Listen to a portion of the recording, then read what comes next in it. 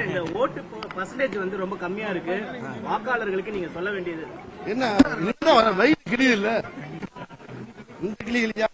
கொஞ்சம் பூரா அசந்து இனிமேல் வருவாங்கப்பா. எத்தனை பர்சன்ட் போறாங்க? எத்தனை பர்சன்ட் போயிருக்கு? சென்னையில 30%. வெயில் ஓவரா இருக்கு. கொஞ்சம் இருந்தாலும் யோசிச்சு இருப்பாங்க. அதனால இப்ப வருவாங்க, எல்லாம் மக்கள்லாம் வந்து அங்க போடுவாங்க. மக்கள் இப்ப ரொம்ப தெளிவா இருக்காங்க. மக்கள் ரொம்ப தெளிவா இருக்காங்க. ஆமா, போன எலெக்ஷன் இந்த எலெக்ஷன்ல தெளிவா யோசனை பண்ணி ஓட்டு போடுவாங்க. வெயில் மட்டும் தான் காரணமா இல்ல அரசியல் கட்சிகள் மீது நம்பிக்கை இல்லைன்னு நினைக்கிறீங்களா? வெயில் மட்டும் தான் காரணமா இல்ல மக்கள் வராதுக்கு அரசியல் கட்சிகள் மீது நம்பிக்கை இல்லைன்னு நினைக்கிறேன். அது உங்க யூத்துக்கு நான் விட்டுறேன், நீங்க எடுத்துக்கங்க. எந்த யோசனை பண்ணி வாக்களிச்சீங்க? நான் ஓட்டு போட்டு ஆகணும்ல, கண்டிப்பா போடணும்ல. ஒரு குடிமகனா வந்து ஓட்டு போடணும். ஓட்டு போட்டு நம்மளுடைய கருத்தை மனசுக்குள்ள இருக்க சொல்லி ஆகணும்ல.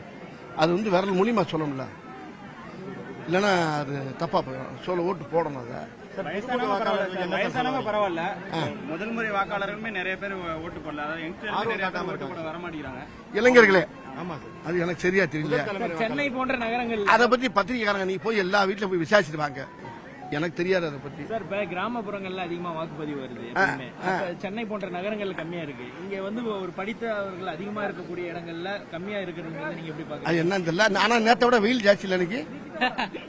ஆனா எப்படி இருந்தாலும் ஒரு நல்ல விஷயத்துக்கு ஓட்டு விழுந்திருக்கும், அதான் உண்மை.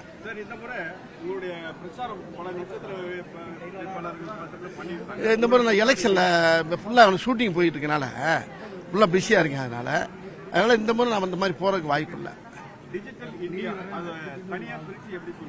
டிஜிட்டல்னாவே எனக்கு என்னன்னு தெரியாது, அது மட்டும் தெரியும். அது வேணா ஒரு பாட்டு பாடலாம்.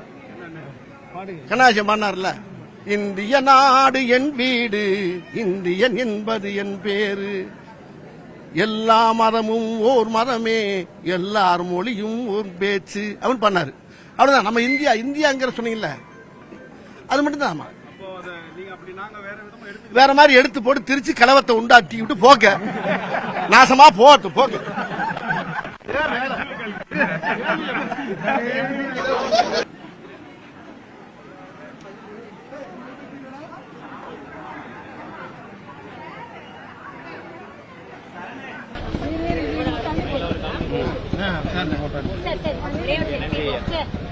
எடுமா டக்குன்னு எடு.